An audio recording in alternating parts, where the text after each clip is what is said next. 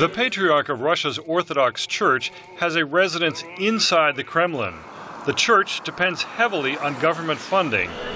When mass protests broke out this winter, few people expected sympathy from the church. So Patriarch Kirill's January message came as a shock. He warned Prime Minister Vladimir Putin not to be deaf to the protesters. If the authorities remain insensitive to protests, this is a very bad sign, a sign of the authorities' inability to adjust. The authorities should adjust themselves, among other things, by perceiving signals from outside. With the Orthodox Church claiming 80 million followers in Russia, the Patriarch wants to keep the national church above partisan politics. Roman Lukin, a religion analyst in Moscow, says Kirill's January message is important. This interview showed that the Patriarch positioned himself as a mediator. In his opinion, the church should be standing above the fight. After this big rally in December, opposition leader Alexei Navalny asked the church to mediate between the opposition and Mr. Putin.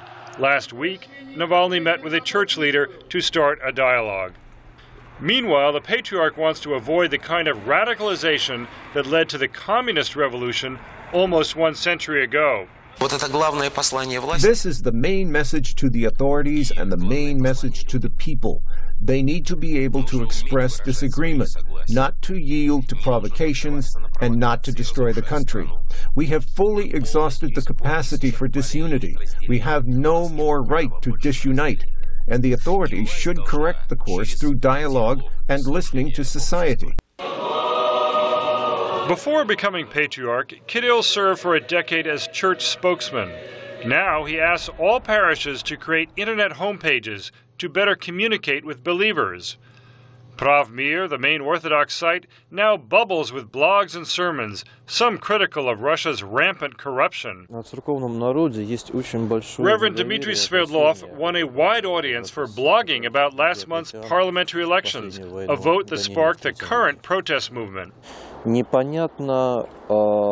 It is not clear what is the best way to deal with those problems, considering how big the country is and how many different interests it has. And this is the main question: how not to destroy what we have, and at the same time, how to make it better. Presidential elections are set for March 4. Protests may continue. If the Russian winter becomes a Russian spring, a key mediating role may be in store for the nation's 1,000-year-old church. James Brooke, VOA News, Moscow.